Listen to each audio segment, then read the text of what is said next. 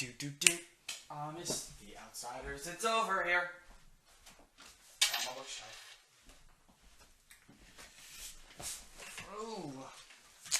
Ooh, I gotta clean this up. Hey, what's up, everybody? It's Stanley. It's been a great week. Just wanted to mention that I'm doing great, but my computer is slowly dying, and the graphics card is, so it's gonna be awful to edit this. So I'm just gonna try to get through this. I'm gonna go ahead and finish the last page of The Outsiders. Let's go ahead and get it started. I sat down and picked up my pen and thought for a minute, remembering a handsome, dark boy with a reckless grin and a hot temper. A tough, tow-headed boy with a cigarette in his mouth and a bitter grin on his hard face.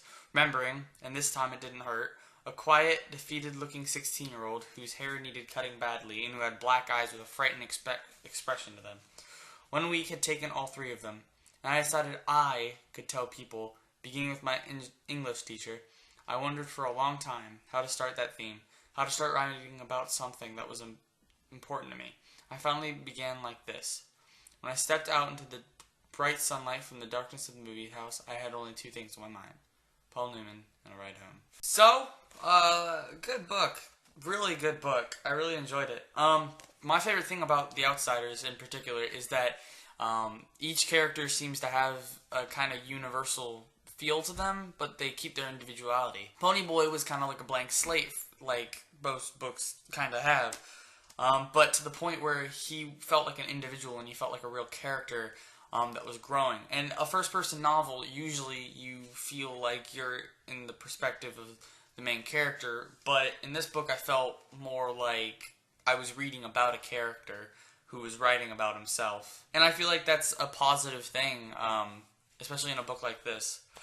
The one thing I really, really loved about this book is that it had a very keen sense of what teenage angst is like. It was written by a 16-year-old girl, which is the reason that her name is S.E. Hinton, because to kind of hide her gender, because people didn't think a woman could write a book like this, much less a teenage 16-year-old girl. And it's actually a really great book. It really captures what loneliness and comparing yourself to others, as well as authority figures turning their backs on you. It describes it all, and it's actually a really great character study about what it's like to be a troublemaker.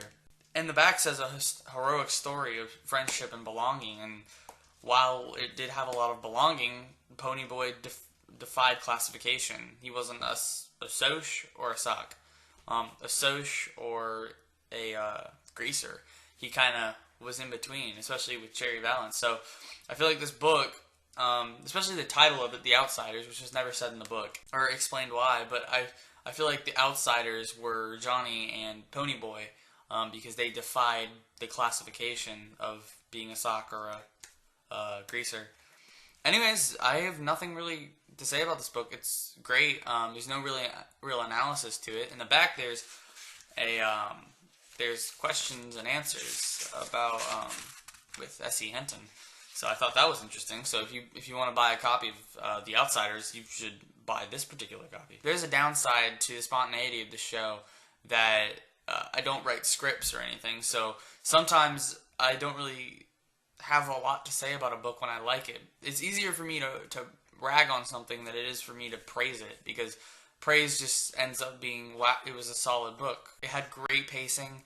There wasn't really a point in it that I felt bored. It's a shorter book compared to the one I read last week, Gone Girl. Yeah, I feel like all young adults especially should read this book, because it really describes how things get better and how they get worse, and how you can be in the thick of it and then end up being fine. I really liked how it described loneliness and how it described being your own person versus being with your social clique. I'm going to give this book an 8 out of 10, coming down from the 10 out of 10 I had last week from Gone Girl. But it's a solid book. I think that all young adults who are over the age of 13 should read this book, just to understand what it's like to be in a certain social clique. Also, written in the 60s. Very universal tale, and I feel that all ages above 13 would enjoy it, so I think that people should read it, just to open their eyes to social cliques and, gangs and stuff. So, go ahead and read it. Finish, pile. My capture card was there. Let's do it again. Finish pile. The finish pile is now officially too big for me to fit under my TV, so that's a problem. Okay, that's it. Come back next week when I read A Wrinkle in Time by Madeline L'Engle.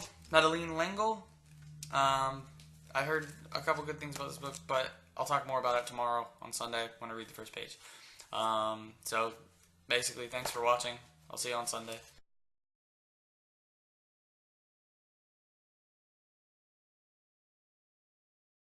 Turn off the monitor. I know you're tired of loving with nobody to love. Nobody.